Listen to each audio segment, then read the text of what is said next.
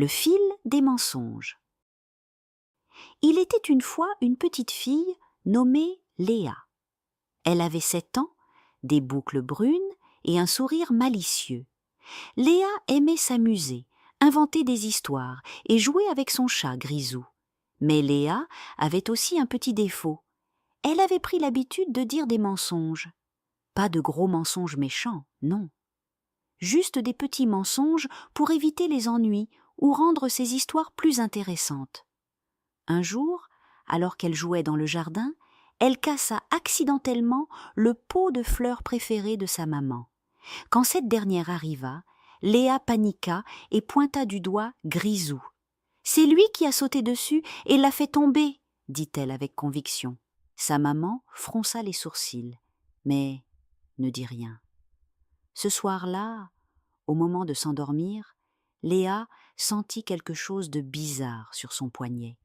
Lorsqu'elle regarda, elle vit un fil fin et doré qui s'étendait depuis sa main jusqu'au plafond. Surprise, elle tira dessus, mais il ne bougea pas. Le lendemain matin, elle raconta son étrange découverte à sa grand-mère, qui sourit mystérieusement et dit « Ce fil est spécial, ma chérie. Chaque mensonge en tisse un nouveau, et plus il s'accumule, plus il s'en mêle. Une fois pris dedans, il devient difficile de s'en défaire. » Intriguée, Léa continua sa journée, mais à chaque mensonge, elle sentait son fil s'épaissir et devenir plus visible. Un matin, Léa se réveilla en retard. Plutôt que d'admettre qu'elle avait trop traîné au lit, elle dit à son papa « Mon réveil n'a pas sonné ». Son papa, inquiet, promit de le vérifier. Mais quand il vit que tout fonctionnait, il fronça les sourcils. À l'école, Léa avait oublié de faire son exercice de mathématiques. Plutôt que de l'avouer, elle inventa une excuse. « J'ai laissé mon cahier chez ma cousine ce week-end. » Mais sa maîtresse lui demanda de l'apporter le lendemain. Léa dut alors recopier en vitesse les exercices de son amie pour ne pas être prise en faute. Lors d'un goûter d'anniversaire, elle prétendit avoir un chien à la maison pour impressionner ses amis. Ils voulurent tous venir le voir. Gênée, elle dut inventer un nouveau mensonge. « Il est chez mon oncle pour quelques semaines. » Mais un ami de l'école connaissait sa maison et savait qu'elle n'avait pas de chien. Léa rougit et changea rapidement de sujet. Plus les jours passaient, plus le fil s'entremêlait, l'empêchant de bouger librement. Il s'accrochait aux poignées de porte, aux branches des arbres, et même à ses vêtements. Léa commença à comprendre que ces mensonges n'étaient pas aussi inoffensifs qu'elle le pensait. Un jour, à l'école, sa maîtresse annonça une dictée.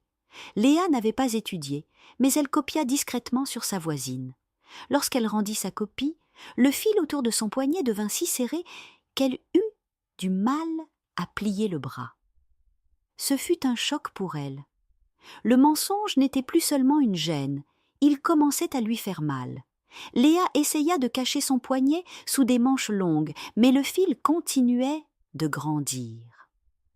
Un matin, alors qu'elle jouait à cache-cache avec ses amis, elle trébucha à cause de son fil et tomba lourdement. Ses amis la regardèrent, surpris. Léa décida alors de leur révéler la vérité. « En fait, je ne suis jamais allée en Afrique. J'ai inventé cette histoire. » À sa grande surprise, ses amis ne se moquèrent pas. Au contraire, ils lui dirent qu'ils préféraient entendre ses vraies histoires, même si elles étaient simples.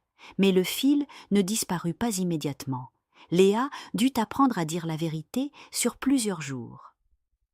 Chaque fois qu'elle racontait quelque chose d'honnête, elle sentait le fil s'alléger, s'effacer petit à petit. Elle raconta à sa maman la vérité sur le pot de fleurs, avoua à sa maîtresse qu'elle n'avait pas fait ses devoirs au lieu de prétexter une panne d'électricité, et finit par ne plus avoir peur d'admettre ses erreurs. Un soir, alors qu'elle se couchait, elle observa son poignet. Le fil avait complètement disparu. Léa comprit alors que la vérité était un chemin difficile au début, mais bien plus doux à long terme. Avec le temps, elle devint une enfant appréciée pour sa sincérité. Elle découvrit qu'en étant honnête, elle se sentait plus légère et plus heureuse. Ces histoires, même vraies, captivèrent ses amis autant que ses anciennes exagérations. Elle apprit que l'imagination avait sa place, mais qu'elle devait toujours faire la différence entre un conte et un mensonge. Quelques mois plus tard, alors qu'elle jouait avec son petit cousin, celui-ci renversa un verre de jus sur le canapé. Il la regarda avec de grands yeux apeurés et commença à accuser le chat. Léa s'agenouilla devant lui et lui raconta son histoire du fil invisible.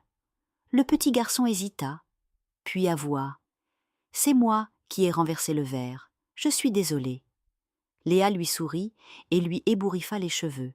« Tu vois ?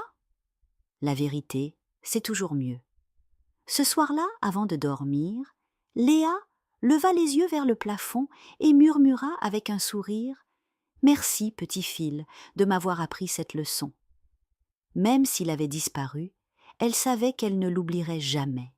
Les mensonges, même petits, finissent par s'entremêler et nous compliquent la vie. Dire la vérité, c'est être libre et vivre plus sereinement. Bonne nuit mes petits rêveurs.